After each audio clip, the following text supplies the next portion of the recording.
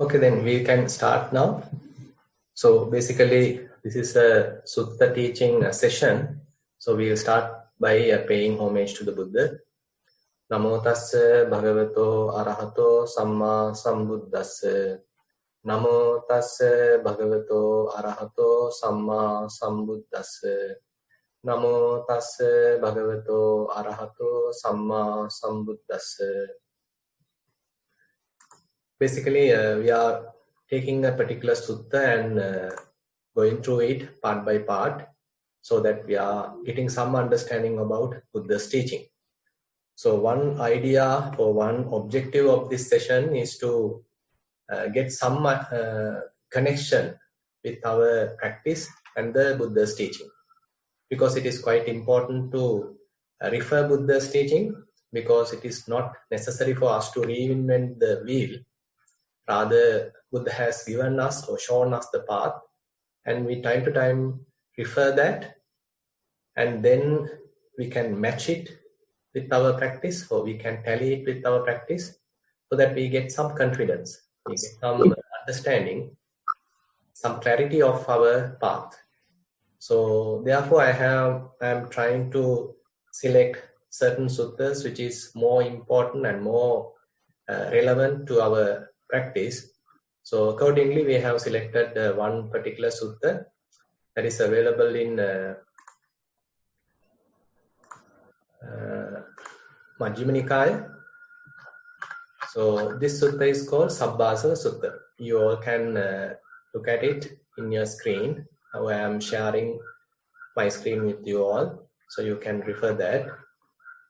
So the idea is, here Buddha is coming up with various strategies to overcome various levels of hidden defilements. As I said during last time, there are three main levels of defilements according to the Buddha's teaching. The most evident level is where we do some sort of a transgression. We are breaking a precept. Say, for example, we kill an animal, we kill a mosquito. Likewise, we breach the precept. So at that point, we are breaking or breaching the precept. Panadipata veramani sikkhapadang samadhyam. So we couldn't recognize the sort of the intention we had in the mind, but rather immediately we reacted. So we couldn't stop it. We didn't have any breaks. So therefore, we actually has transgressed the precept. So this is the easy level that one can understand, that we sometimes call as vitikkama kilesa, where it is a transgressive level of defilements. Then before reaching there, the intention and the defilement, all these things come to the surface of the mind, in other terms to the consciousness, so that we can even recognize there. But that requires some amount of practice, and that appearing in the mind is we call pariyutthana kilesa, where we can understand that now they are present in the mind. So in English we can translate it as the obsessive level. So those kilesa are present now in the mind. So if we fertilize it, if we encourage it, it will grow, and it will ultimately even overwhelm us. So that is a possibility.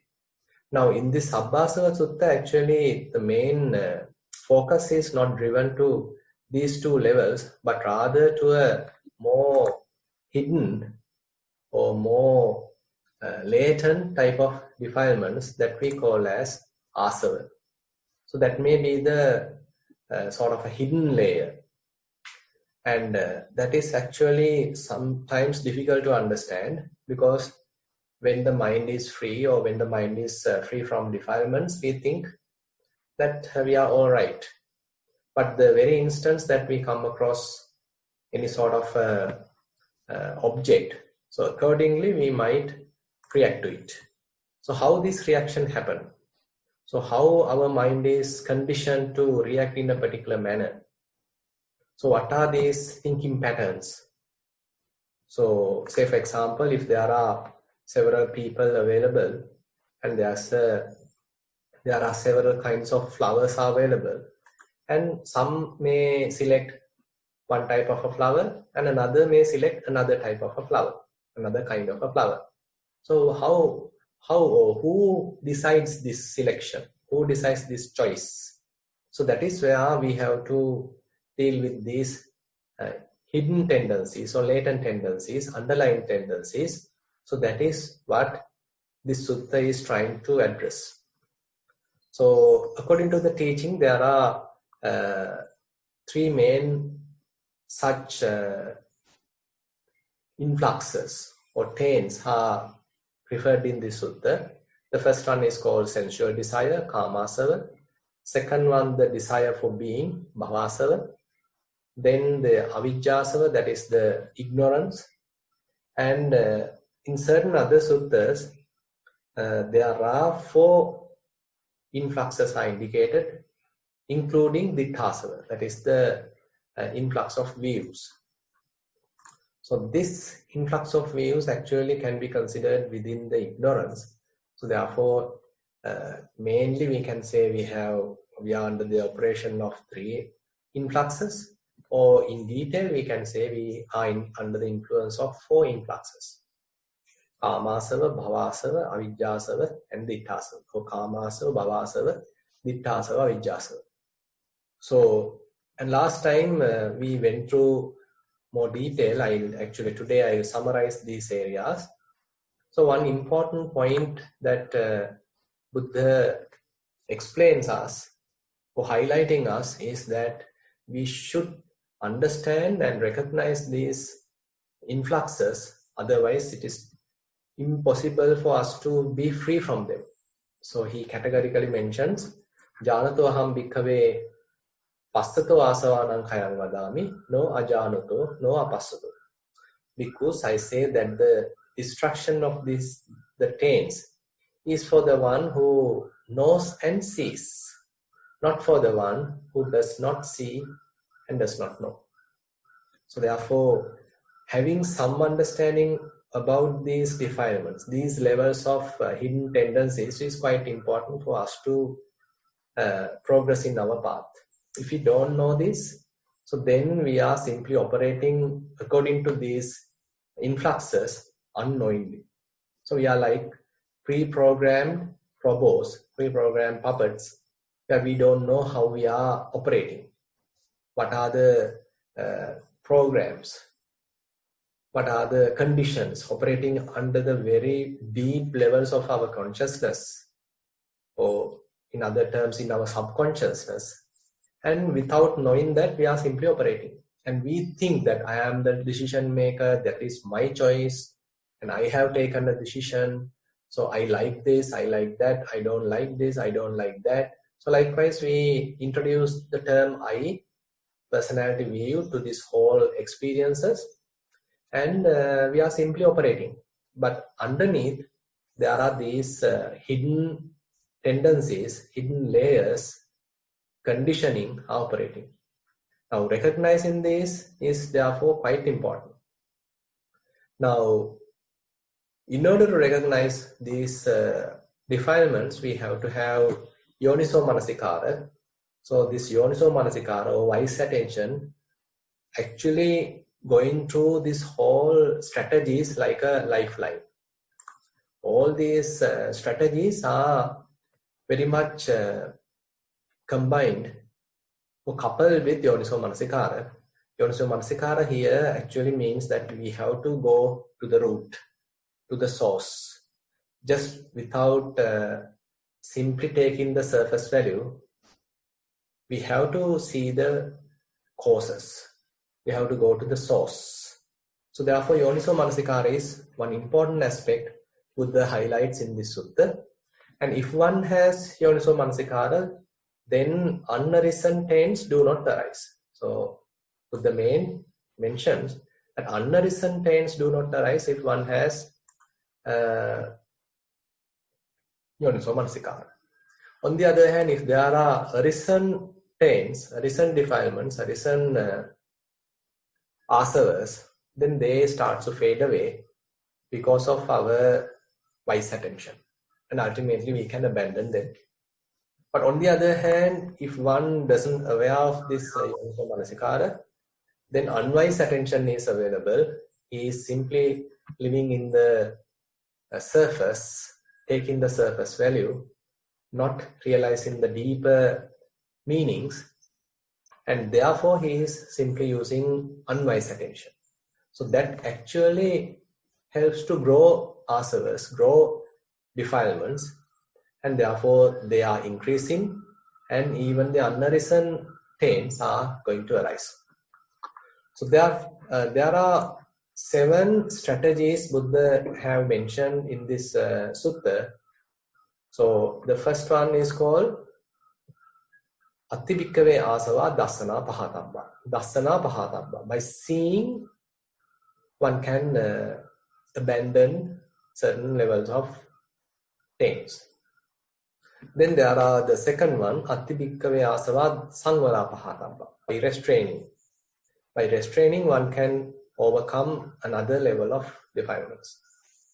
Then Attibhikkave asava patisevana pahatabba. When we are using certain commodities, maybe certain various consumables, we have to use them wisely, and by doing that proper reflections, one can overcome the defilements.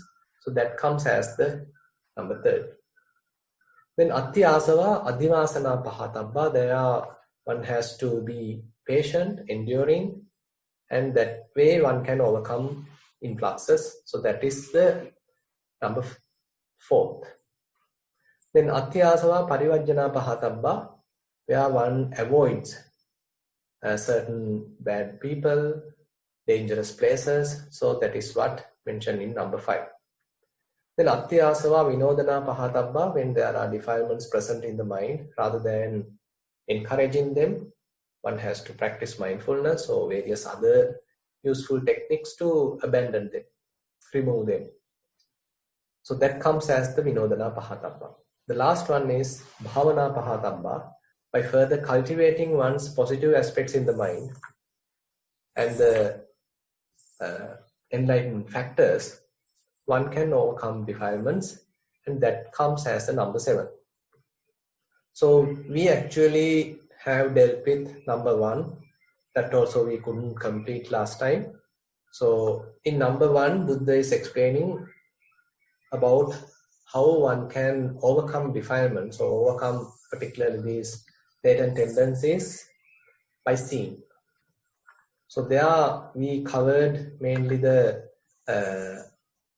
untaught ordinary person, how an untaught ordinary person, who is simply a blind person, we can say, who is not aware of the Dhamma, who has never come across Dhamma, who haven't heard about Buddha's teaching, haven't associated any Kalyana Mittas, good people.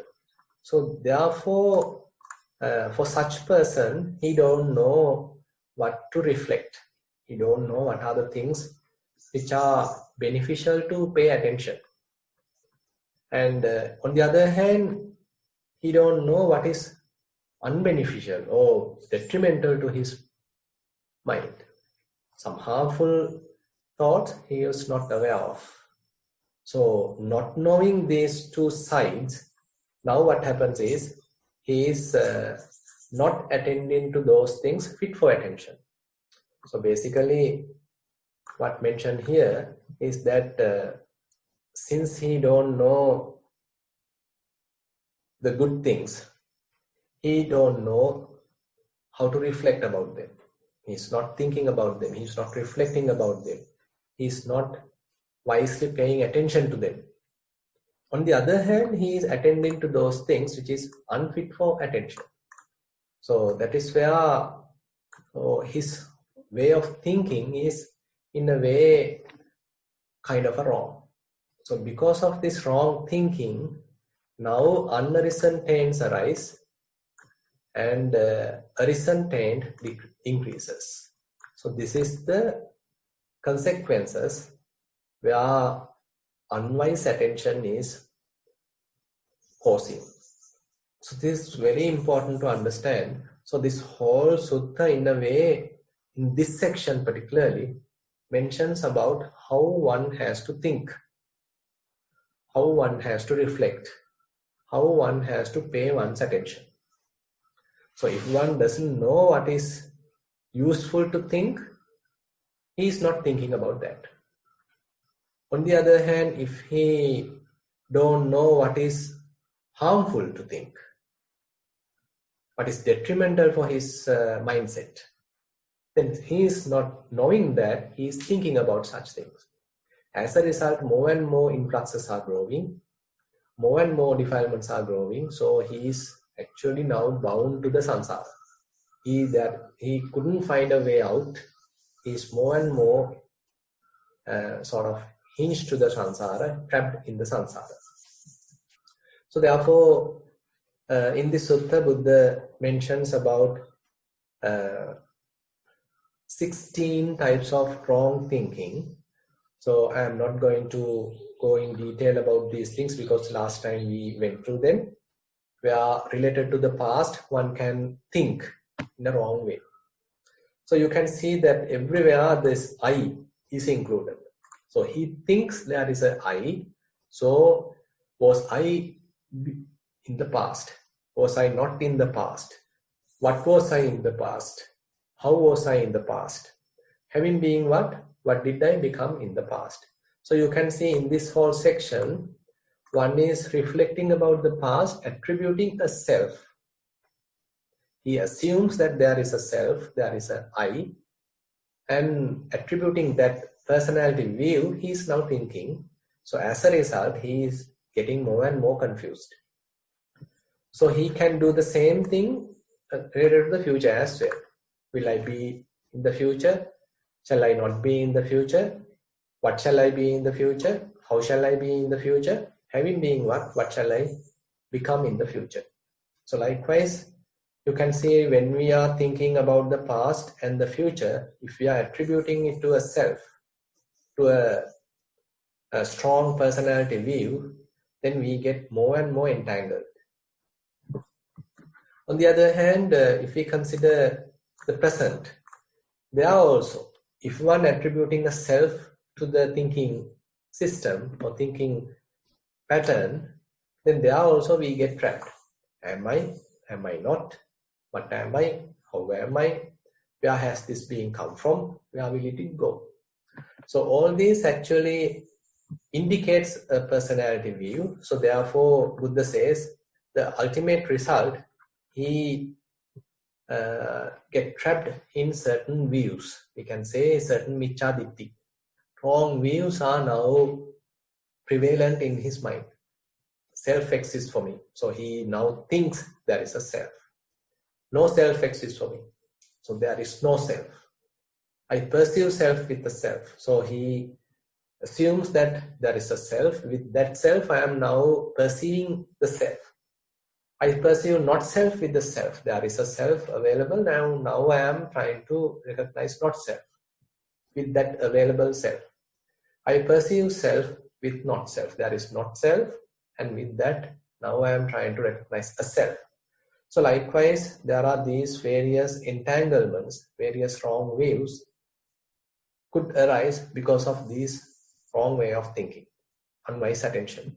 So therefore, Buddha mentions the gravity of this way of thinking, telling that this is a thicket of views. This is a wilderness of views. This is a twist of views. This is an indecision of views, and this is a fetter of views.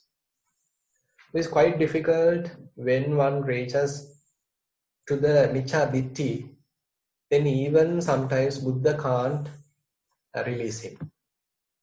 There are many people during the Buddha's time who have taken some strong wrong views.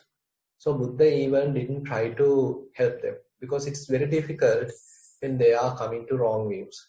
But of course, Buddha has tried his best to release many such people, but there are instances he simply has given up. Just to give you an example, there are Jatila, various ascetics that Buddha approached, and actually Buddha couldn't convince them easily. There are thousands of various psychic powers he has to use even to convince them. Because they were thinking that they have attained, they are the Arahants.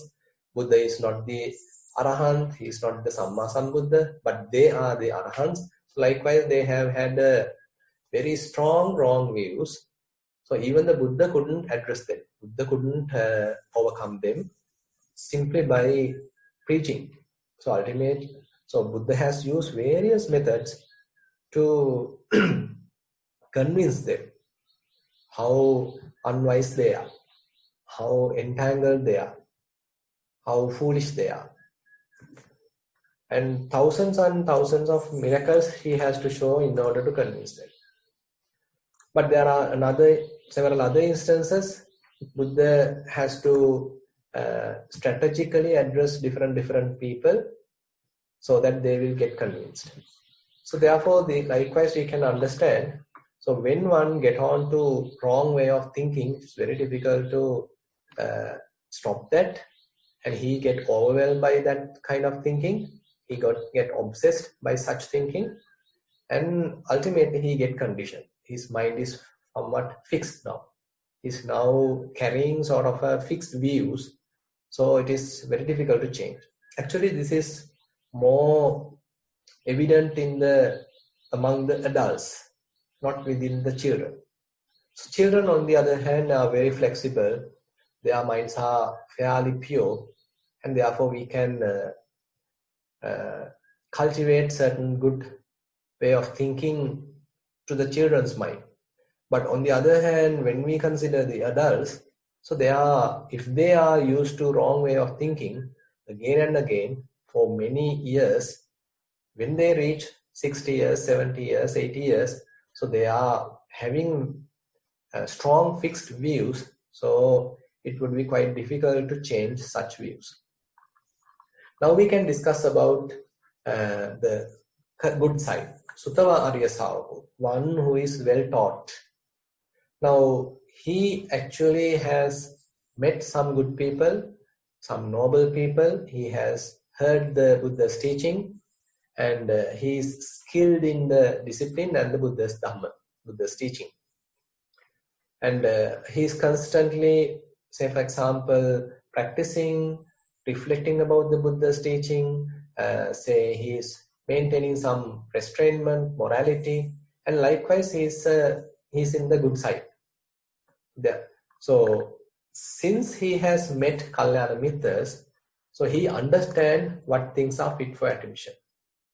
So this is in a way kind of a knowledge one has to gather by association or by referencing.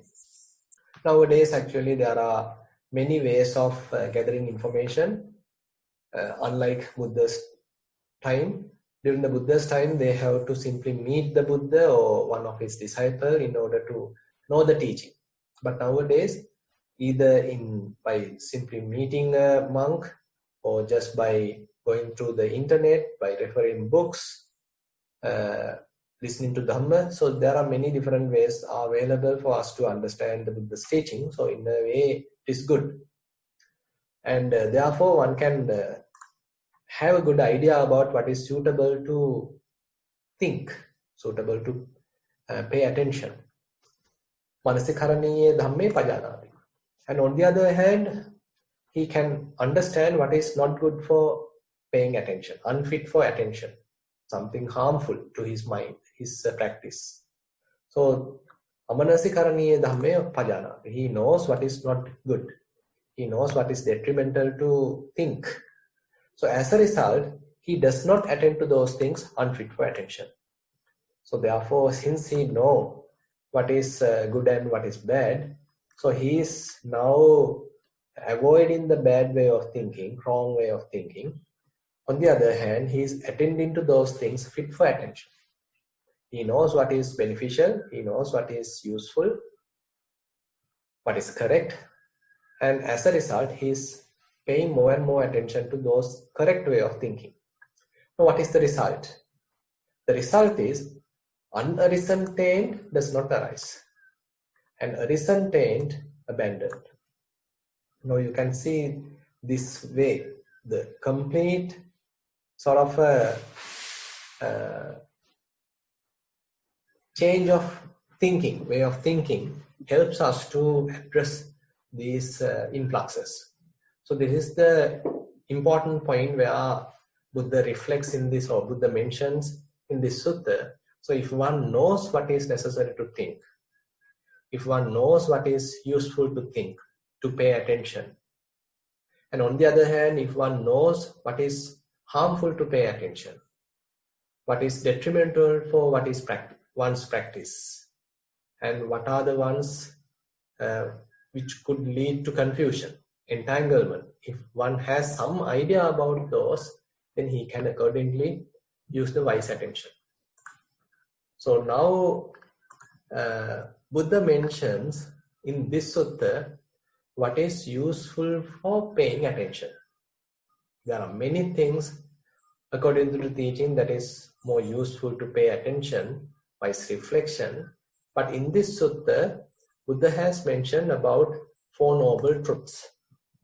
If you want to think about something, just think about 4 noble truths. So he actually has summarized the whole teaching to 4 noble truths here, telling that is the kind of the essence, that if one has to think, so just think about the 4 noble truths. So it is not some sort of a surface level or superficial understanding of 4 noble truths. So even if you ask from a child who is attending to a Sunday school or Dhamma school, what are 4 noble truths? He simply will say, Dukkha Ariya Satcha, Dukkha Samudaya Ariya Satcha, Dukkha Nirodha Ariya Satcha, Dukkha Nirodha Gamini Patipada Ariya Satcha. The truth of suffering, the cause of suffering, the cessation of suffering, and the path leading to the cessation of suffering. So this is known by everybody almost. But just knowing this has very limited help. I mean, in this sutta, we are not emphasizing just kind of a theoretical understanding about Buddha's teaching, but is practically using them. That is the most important part, because simply knowing the teaching has less benefits. But if you can apply the teaching practically in your life, that is the most important part. So therefore, the 4 noble truths, so you can refer this diagram. So 4 noble truths can be summarized according to this teaching. So it has, every time there's a kind of a theory part. To each truth, there's a statement, there's a theory. And then there's a kind of a practice. And then the result. So pariyatti is the statement or the theory related to a particular truth. And patipatti is the way of practice, how you have to deal with that truth. And if you dealt with that in that particular way, according to that practice, so what is the result? What is the realization? So that comes as the third. So each truth has this kind of a pattern. So it has the theory, it has the practice, and it has the outcome. It has the result. It is common to first noble truth, common to second noble truth, common to third noble truth, and the fourth noble truth. Now, according to the first noble truth, so what is the statement? What is the theory? So Buddha says, there is dukkha. Idam dukkhang ariya satcham. So there is suffering, there is dukkha, there is unsatisfactoriness. Now, even here we can talk a lot, because this is not telling that I am suffering. This is my dukkha. Why this happened to me? Why poor me? So that way is not here. What is mentioned here is there is dukkha. So we need to very clearly understand this difference. So first noble truth does not say I am suffering. Why am I suffering? Oh, Why poor me? It always comes to me, not to others. I am suffering. So that kind of wrong understanding is not there. What mentions there is suffering. There is unsatisfactoriness. There is dukkha. So this is a complete change of perspective. So we need to clearly understand the First Noble Truth help us to see the suffering, see the unsatisfactoriness in an objective manner. So you need to, so the theory is there is dukkha. And the practice, patipatti, is that the dukkha should be understood. So one needs to recognize suffering, one needs to recognize unsatisfactoriness. One should need to properly understand, clearly understand unsatisfactoriness. So this can be a kind of a mild irritation, or this can be some sort of a resistance in the mind, or even this can be a very heavy pain. Say, for example, if you simply seeing someone whom you don't like, a little resistance arises in mind. That also comes under dukkha. Say, while you are walking, you hit your leg on a stone. So there's a little pain arise. This is also dukkha. Suppose some loved one passed away, say through an accident or whatever it is. So this also causes some suffering. This is also dukkha. And suppose you go through a surgery and you are coming up with various say side effects and all various pains, bodily pains. This is also dukkha. And on the other hand, suppose you have to go through a penalty or kind of demotion or something like that. So as a result, you get some mental pain. That also dukkha. And things are not happening according to your wish, and you want the way in a particular way, but things are happening in an opposite way. So as a result, you get frustrated. This is also dukkha. So therefore, the term dukkha has a wide range. So simple term suffering, many say that it does not fully cover the term dukkha. So therefore, we can consider dukkha in a very wide range, starting with mild resistance available in the mind to a very high level of suffering. So every type, so therefore we need to recognize, we need to understand. Rather than trying to immediately get rid of dukkha, so the point here is to try to understand the dukkha. There is dukkha. So this statement, there is dukkha, actually helps us to disengage a person who is going through the dukkha with this real dukkha. So typically we personify this whole experience.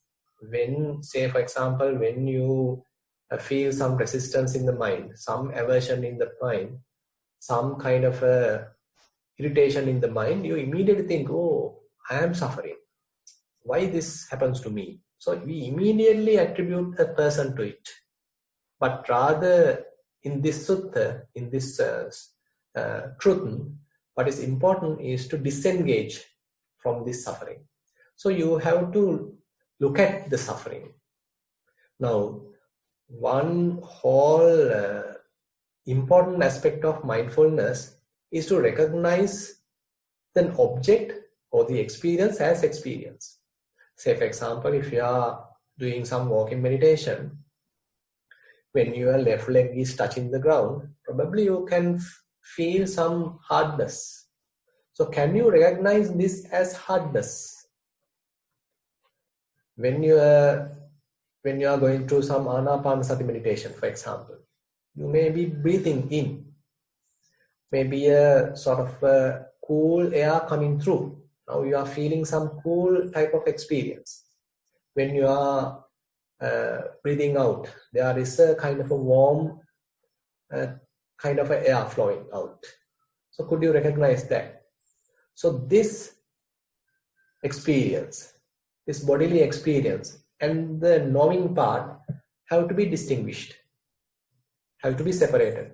then we have a better understanding about what is going on. If we are simply not having even that kind of an understanding, it is difficult to practice Four Noble Truths. So we therefore have to have some understanding about what we are talking here in practical sense. So when the body pain is available, are we able to see the pain as pain? That is in a way Vedananupasana. Because we are able to disengage from the pain and look at pain objectively. On the other hand, if your mind has some sort of a defilement, say your mind is now going through some angry thoughts and it is producing some amount of suffering, are you able to recognize that suffering? Are you able to recognize that kind of a burning available inside? Your heart is burning because of the angry thoughts going on in the mind. So are you able to recognize this bodily pain, this aversion, this anger as anger? This is suffering. So there is suffering. So there is dukkha, there is suffering. We need to objectively look at it. And dukkha should be understood, and it has to be understood. So it is not that we are trying to get rid of it. Rather, we have to recognize it and has to understand that. And we have to, more and more we understand that, then we can recognize the cause of it. And when we fully understood it, so then one can see the Pativeda that he is now has understood the suffering. Now this doesn't mean that we understood the whole plethora of suffering or whole variety of suffering available throughout the world.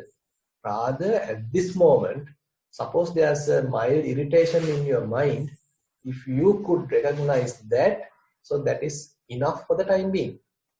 So that's why it is more important to apply these teachings practically. So it is not that we theoretically understand various types of suffering and we sort of memorize all these different categories and just to pass the exam. It is not the target of this session.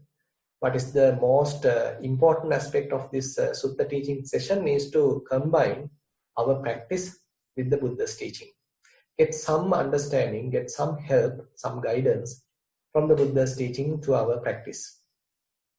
So next time, whenever you go through some amount of irritation, some amount of suffering, some amount of unsatisfactoriness, are you able to recognize that?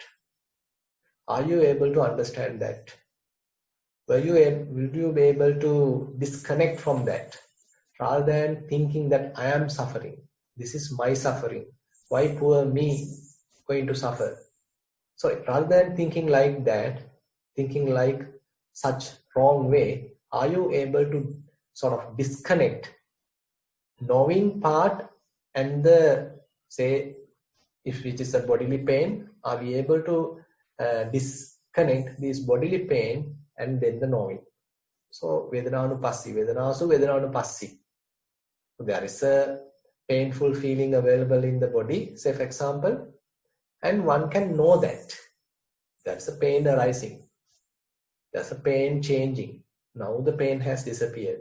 So likewise, one can see all these different levels and different types of suffering, and then only one would be able to have some idea about the First Noble Truth.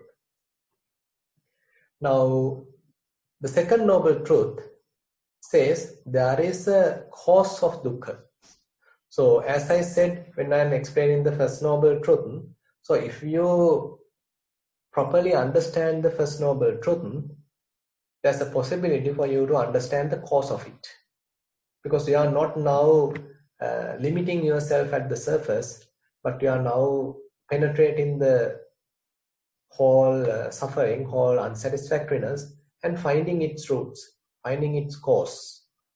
So as a result, you would be able to recognize the cause. Idan dukkha samudayan arya satcham. This cause is basically the desire and various types of tanha, craving, And Buddha says 3 major types are there: Kama Tanha, Bhava Tanha, Vibhava Tanha. The sensual desire, Kama Tanha; Bhava Tanha, the desire to become; and Vibhava Tanha, the desire to get rid of. So these levels or these types of craving is available. And Buddha says they are the main culprits. They are the main roots, main causes for suffering to arise. And there are certain other suttas telling the cause of suffering is the causal relationship happens in a way in the Paticcasamuppada. So if we don't know, if we have sort of inherent ignorance within our minds, so then we are thinking in a wrong manner. So it actually causes a lot of suffering. So therefore, that also another aspect of cause of suffering.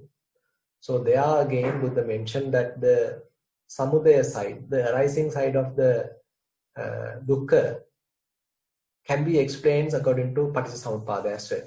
So I am not going to cover that here, but basically I am trying to give you some rough idea about 4 noble truths here.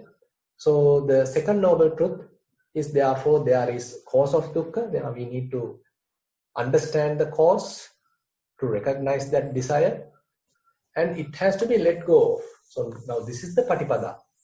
This is the action we need to take once we recognize the cause. Rather than promoting that desire, rather than enhancing or motivating that desire, we have to let go of that desire. So that is the whole practice, kind of a letting go process. Once we know there is suffering, assume that we were able to recognize that, we understood that. Once we are going to find the causes of that suffering, suppose we understood, so it has arisen due to some desire in the mind. So once we recognize such desire, then that desire has to be let go of. Rather than holding it, rather than grasping it, rather than attaching to that desire, we have to let go of that desire. And once we did that, then we understand, okay, now the desire is not available. It has gone. It has pahinang. The desire has been let go of. So you can see, even now you could understand, this is a kind of a practice. This is not simply a theory. This whole 4 noble truths is a kind of a practice. You have to practically apply this to your life. And the third noble truth is there is the cessation of dukkha. Once the dukkha is not available, once the suffering is not available, there is a cessation. And that cessation should be realized. So this is something to be realized. Actually here we are talking about the Nirodha Satya, the cessation. So there is a possibility of not having suffering, not having any kind of unsatisfactoriness, not having any agitation, kind of a very calm, peaceful, satisfied nature of the mind. So that state has to be recognized. That has to be realized. And once you recognize that, once you realize that, then one come across the pativeda of the third noble truth, the cessation of the dukkha has been realized. Satchikatam. So, and this whole practice actually comes as the 4th noble truth, that is the patipada, where dukkha nirodhagamini patipada. When one is applying this kind of a practical approach to your life, then one can say you are practicing 4th noble truth. So 4th noble truth is further explained in Noble Eightfold Path: Samma Ditti, Samma Sankappa, Samma Vacha, Samma Kammanta, Samma Ajiva, Samma Vayama, Samma Sati, Samma Samadhi. So Noble Eightfold Path is introduced there to further explain what is the patipada, what is the practice, and it has to be developed. So this is the most important part. So this 4th noble truth has to be developed. In the other sense, we can say this whole practicing this whole 4 noble truths is actually the practicing of this 4th truth. Now, if you are trying to, whenever suffering is available, if you are trying to recognize this suffering, if you are trying to understand it, if you are trying to find the cause, and you understood the cause, and the cause has been let go of, as a result, your mind is now free from suffering. As a result, now you are able to realize that peaceful state of the mind. So that is the practical application of this fourth noble truth. So that kind of a practice has to be cultivated. That kind of a practice has to be developed. Not just a day, not a single day, not just within a single session, say during a retreat, but rather it's a kind of a lifetime practice. It is not that something you understand these four truths and 3 aspects of each truth and come across all these 12 aspects of the Four Noble Truths, and then you go to a kind of a more deeper, complex teaching. Rather, this whole Four Noble Truths has to be practically applied to each and every experience of our life. Whenever you go through some kind of a suffering, some kind of an unsatisfactoriness, some kind of a despair, some kind of unhappiness within your mind, if you are able to apply these Four Noble Truths, as I have explained here, maybe in a summary, if you are able to practically apply them, then we can say you are developing the path. So when it is fully developed, one can say he has attained arahantship, so he has bhavitang, he has fully developed the Noble Eightfold Path. Now in this sutta, in Dasana Pahatabba, Buddha says if one has practiced like that, if one has paid proper attention like that, then there's a possibility of overcoming 3 fetters, namely personality view, sakkaya ditthi, vicikiccha, doubt, silabbata paramasa, adherence to rules and observances. So basically this is the stream winning state, one becomes a sotapanna. So you can see in this sutta, Buddha very briefly taking us to the, or guiding us towards the stream entry. He is explaining what is not correct, what is correct, and knowing what is correct, we have to reflect in that manner. Knowing what is incorrect, we have to abandon that way of thinking.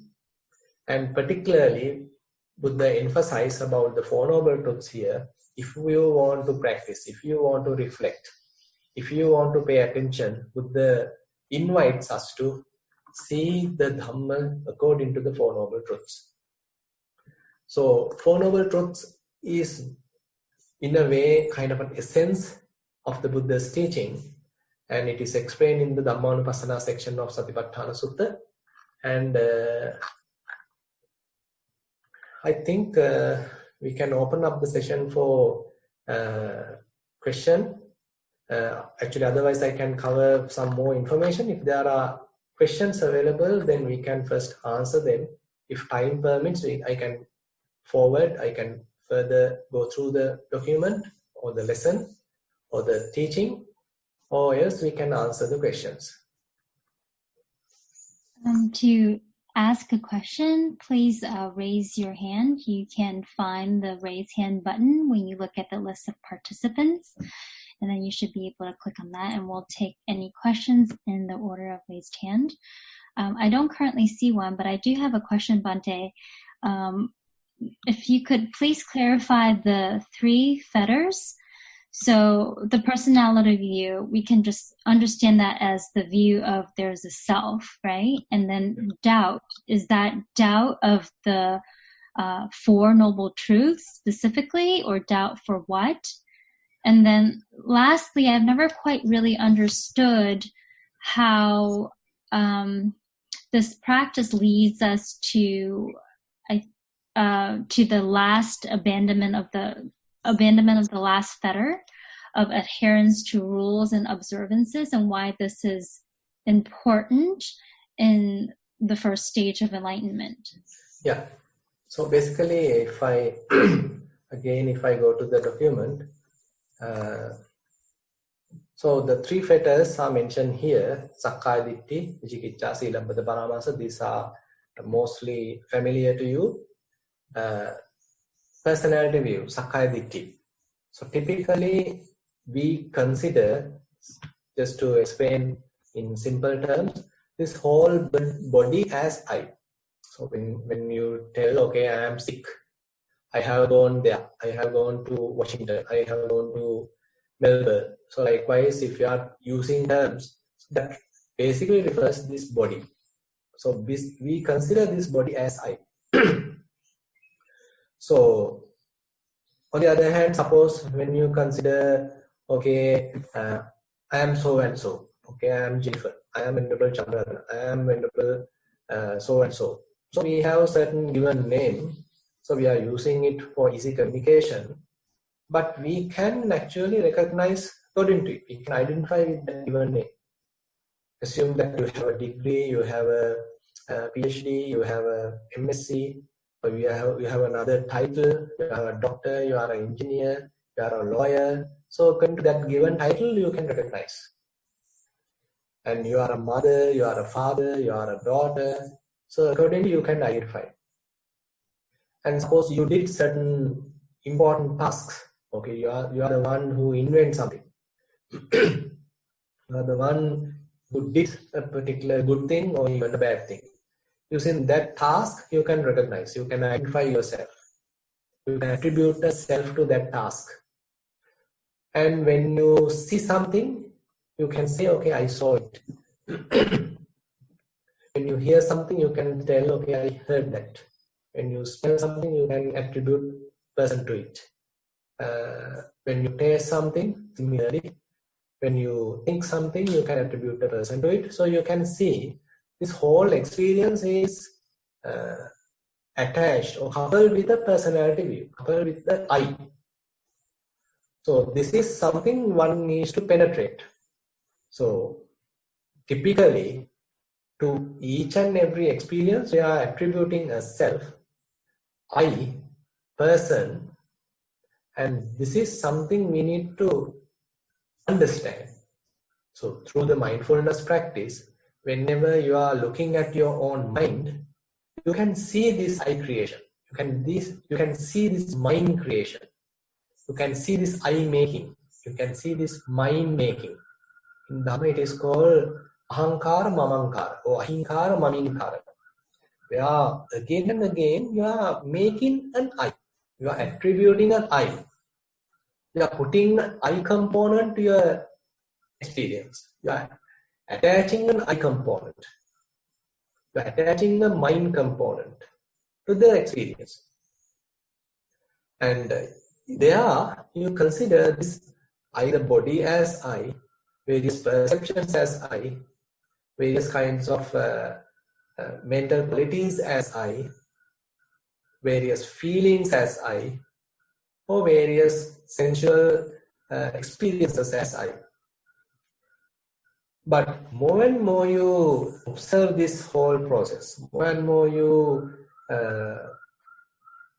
carefully analyze this process, carefully scrutinize this process, very mindfully, silently observe this process, you will understand this body cannot be considered as a one unit. It's a bunch of several types of processes. It has a breathing process, it has blood circulation, it has the digestion process. Likewise, there are so many processes are there, and so many little components are there. So altogether, we attribute a person to it, we attribute a woman to it, we attribute a man to it, we attribute a child to it. So likewise, more and more one recognize this process, we will understand it is not a kind of one unit, kind of a solid entity. Rather, it's a kind of a process. Millions of processes are there. It's a kind of a accumulation or collection of various processes. So such understanding is quite important. So that helps us to penetrate the body. Similarly, suppose you are observing various perceptions. Then you will understand attributing an I to perceptions is not a useful thing or not a wise thing. but rather it's because of the ignorance, I am attributing an I to it. Various perceptions come and go. They are very temporary and they are very transient. They are, simply sometimes mind-made. So attributing a person to it is not useful.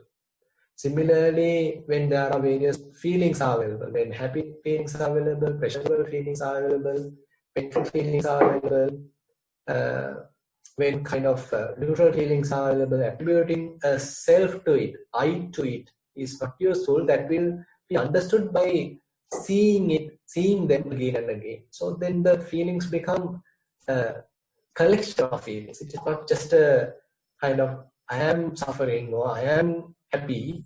Rather, there are series of happy feelings, series of painful feelings, series of neutral feelings. All of them are very transient. They all come and go. They all arise and pass away. So more and more you recognize this, more and more you understand this reality, then attributing a person to it becomes impossible. Attributing a self to these processes becomes useless, because when the experience is extremely transient, very transitory, then how can you introduce a person to it? How can one say there is an ongoing, unchanging, immortal self? So that becomes impossible. So therefore, personality view mainly has a big connection with this solid view, kind of solidity. We are having kind of a compact view. We consider body as one unit, kind of a compactness is there. We consider all feelings as one unit, compactness is there. Various perceptions as one, compactness is there. Various types of feelings, various types of mental qualities, they all one can say as one. So that is also wrong. That is also solid view, compact view. And various sensual experiences, when we see, when we hear, when we taste, when we sense, when we think, attributing a person to it, attributing a self to it, and considering all these experiences as one unit is also wrong.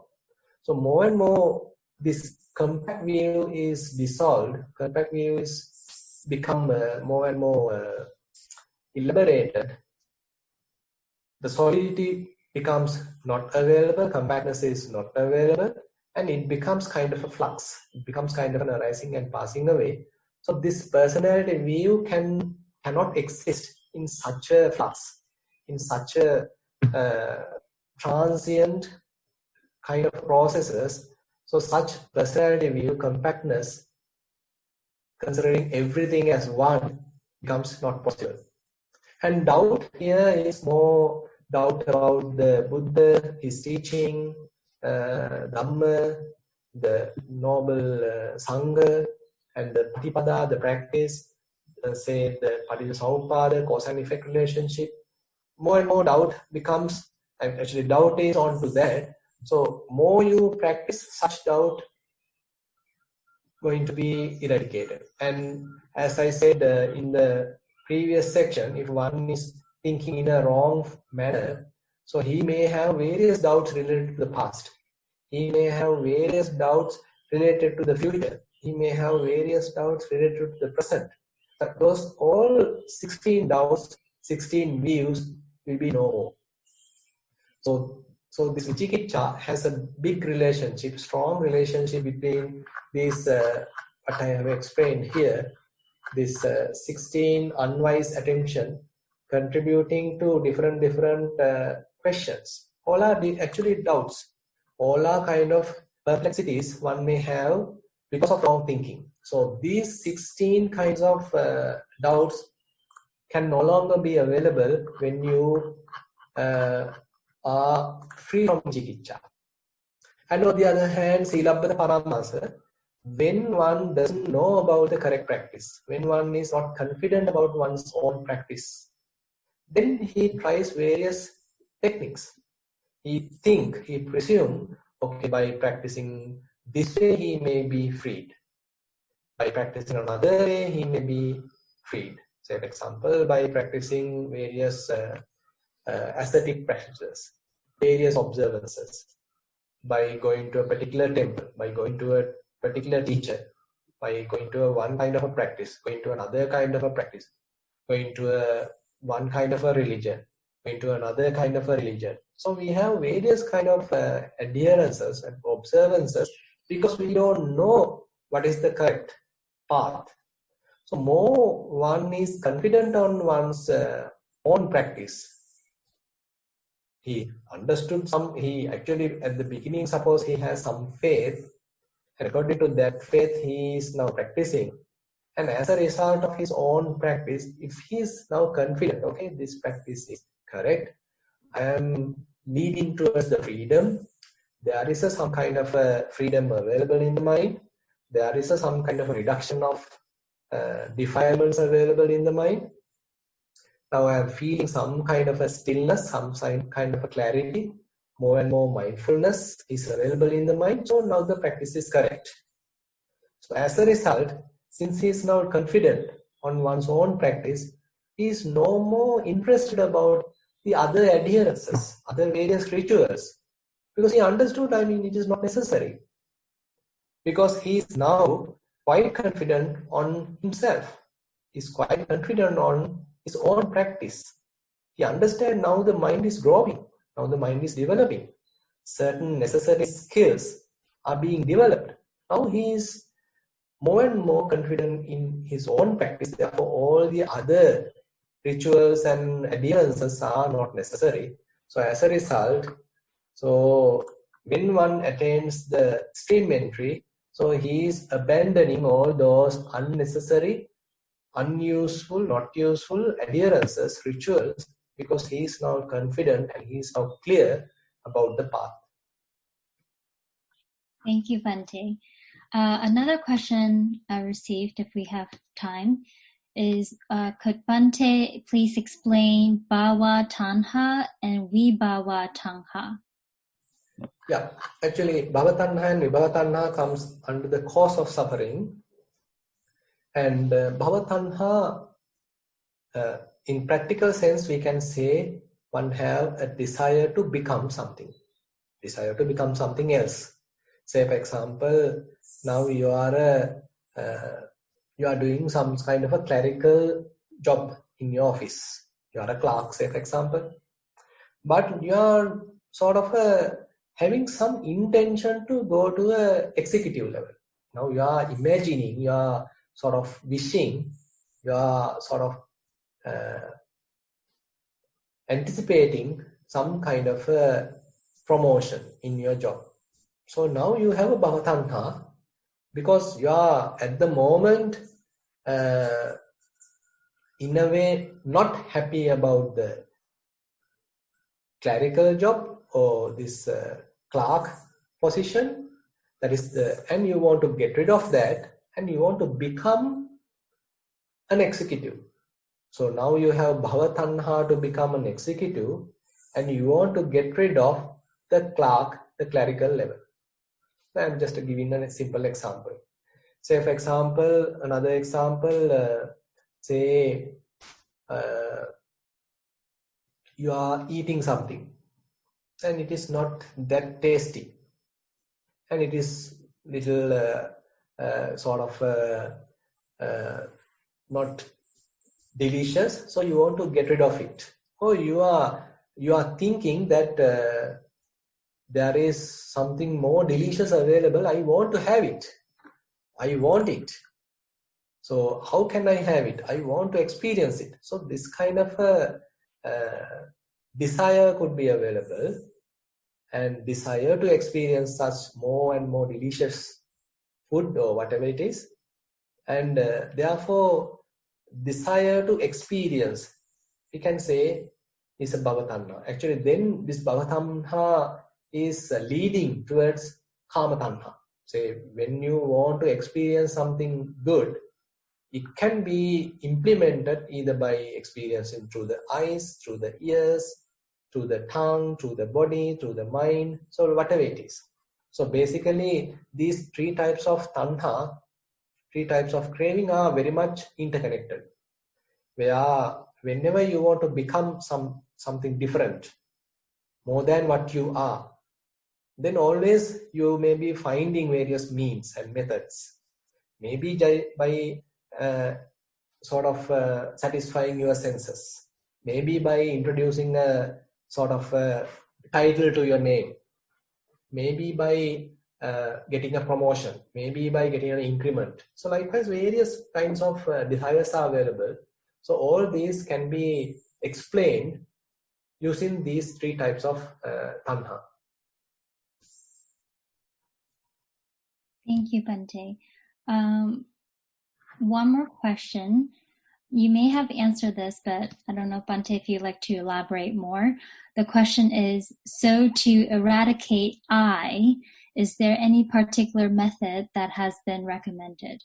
Yeah, not only just one method, there are several methods are recommended. So in this sutta, Buddha given emphasis for Four Noble Truths. So there are several other methods mentioned. So actually, if I rush through these asavas, there are many different methods are explained in the various suttas in order to overcome asavas. You know, these influxes have great relationship with these fetters, and one way is to develop mindfulness, satipatthana practice. So if one practice for satipatthanas, so that will lead to the eradication of asavas, fetters. And another is to practice for spiritual powers, that is the say what you call pancha indriya, saddha, virya, sati, samadhi, panya. So if one is developing those, then that also leads to eradication of fetters. Then five faculties,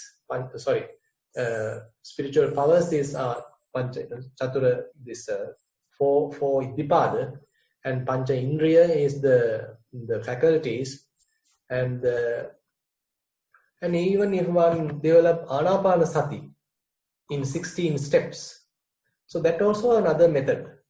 And then the Four Noble Truths, as we have discussed today, and Noble Eightfold Path, that is also actually can be considered under Four Noble Truths. And then by seeing impermanence, whenever we are going through certain experience, if we are seeing all that experience through the eye of impermanence. So you are seeing the forms as impermanence, eye as impermanent, say eye consciousness impermanent, eye contact impermanent, so various feelings as impermanent. So the practice of impermanence and the practice of non-self, all these are different techniques. In different suttas, Buddha has emphasized different techniques. I have actually summarized here, but this list is not end. I mean, these are not the only methods available. There are several other methods may be also available. I have summarized here only kind of 8 methods, but there are of course many other methods also available. Thank you, Bhante. Okay, looks like the person will ask next time. There are, I think, a couple more questions that I received, but maybe we can take them at the next session. I mean, if I'm all right, if you all have time, I can spend some more few minutes. Oh, okay, wonderful. Nirosha, would you like to ask your question? Sure. Thero Nissarana, Swami Namaste. This is Nirosha from Toronto. Yeah. Can you hear me properly? So, Bhante, you said the Vedananupasana is like when you look at the pain, but what I don't know, correct me if I'm wrong, what I experienced was, and also you explained that question in the question Jennifer asked as well with the six senses. But when I try to do my main kamatahan is Iriyapada. Most of the time that's what I do. When I try to come to the most precise, I cannot come 100% to the most precise present moment, not 100%, but closer. So when I try to do like thin slices of time, What I feel is it's the senses, like even the sight is a pain, right? It's the sight is, when I try to come to the precise present moment, everything starts like changing. Nothing can be hold on to at the present moment, and in that case, I feel like the whole thing is changing. It's not the sight only, but it's changing from six senses, as you said. And also I feel like in that case, the blood is not really circulating. The air, I'm not actually breathing in air. It's just a change of the air. It's just a change of the blood position, or it's a change of the moment. Is that part of the Vedananupassana as well? Is that how you described, or if I'm mistaken? No, you are not mistaken, because you are quite correct. Actually, at the beginning, we couldn't come to that level of clarity. We couldn't come to that level of very subtle level of understanding. But at the beginning, we may start with some gross experiences, right? Understanding some gross pain, some gross pressure experience. But more and more one go through it, you would be able to see the minute details, so that even as you said, even hearing of sound can make a little irritation in the mind. Even going through of some kind of a sensation can make kind of a irritation. So in other terms, whatever arising and passing away actually leads to some kind of an irritation, some kind of a resistance, some kind of a unsatisfactoriness. So therefore, there's a beautiful statement in the teaching telling dukkhameva uppajjamano uppajjati dukkhameva nirujjati. So whatever is arising is actually dukkha. Whatever is nirujjati, whatever is passing away, is actually a dukkha. So therefore, this is a kind of a deep understanding by seeing again and again when you are applying the mindfulness, and if you are able to recognize all the various sense experiences, all the various kinds of feelings, all the various kinds of mental thoughts. Even the thoughts. So more and more you understand it, you will understand, okay, everything, whatever impermanent is leading to suffering. Sabbe sankhara dukkha. Yeah. So you just be patient and just understand how transient everything is. How such transient experience could give a happiness. It is impossible when things are in such kind of a flux, such kind of a transient nature. So you can't expect kind of a lasting happiness from that kind of a changing process. So expectation or that kind of a desire itself is wrong, is useless, because it is impossible to achieve a lasting happiness through that transient process, because it's always going to change. Yeah. You don't have to be in that fluctual state. Letting go of that desire. So the letting go of that desire helps you to plunge into the nirodha, plunge into the sort of cessation of the suffering. So there you come across kind of a giving up, kind of a cessation, kind of a calming down, kind of a peace, stillness of the mind, where you are now, your mind is no more paying attention to the arising and passing away. Rather, now has its own independence. It has its own freedom. It has its own clarity. So that is where the path, because mind understand whatever arising is passing away, and whatever arising and passing away leads to suffering. That is, therefore, freedom is not available in that path. You can't get a lasting happiness by going after such kind of a conditioned phenomena. So you have to advert the mind towards another direction where you come across, okay, there is kind of a peace where you can let go of all this arising and passing away phenomena. Yep. Thank you, Bhante. It clarified a lot of doubts that I had. Okay. Thero Sarana. Thero Sarana. Well, thank you, Bhante. I think this will be the last question, actually. Should we be in Pariyanka posture for these 4 meditation processes: Kaya Nupassana, Vedana Nupassana, Chitta Nupassana, and Dhamma Nupassana? Actually, only on the beginning. The beginning, say for example, if you are practicing Anapanasati, it's the best posture is to have the Pariyanka, have the sitting posture, keeping yourself upright and keeping your head straight and keeping your attention at the nostril, and that would be the best posture. But more and more you become confident in your practice, familiar with your practice, then you can take it to any posture. While walking you can practice, while standing you can practice, while lying down you can practice. So Kayanupassana, Vedananupassana, Chittanupassana, Dhammanupassana is all possible in all postures.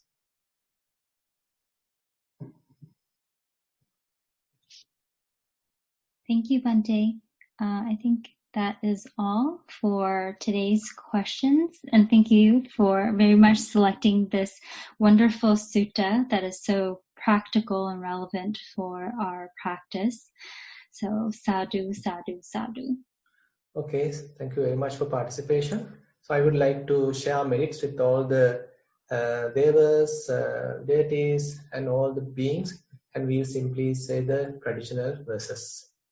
Ettavatacha amhehi sambatam punya sampadam sabbe deva anumodantu sabba sampatti siddhya. Ettavatacha amhehi sambatam punya sampadam sabbe bhuta anumodantu sabba sampatti siddhya. Ettavatacha amhehi sambatam punya sampadam sabbe satta anumodantu sabba sampatti siddhya. Akasattha cha bummattha devanaga mahittika punyantang anumoditva chirang rakkhantu sasanam. Akasattha cha bummattha devanaga mahittika punyantang anumoditva chirang rakkhantu desanam. Akasattha cha bummattha devanaga mahittika punyantang anumoditva chirang rakkhantu mam parang. Idang vo nyatinang hotu sukita huntu nyatayo. Idang vo nyatinang hotu sukita huntu nyatayo. Idang vo nyatinang hotu sukita huntu nyatayo. Imina punya kammena mame bala samagamu. Satang samagamu hotu yava nibbana pattiya. Imina punya kammena mame bala samagamu. Satang samagamo hotu yava nibbana pattiya. Imina punya kammena mame bala samagamo. Satang samagamo hotu yava nibbana pattiya. Sadhu, sadhu, sadhu. Sadhu, sadhu, sadhu.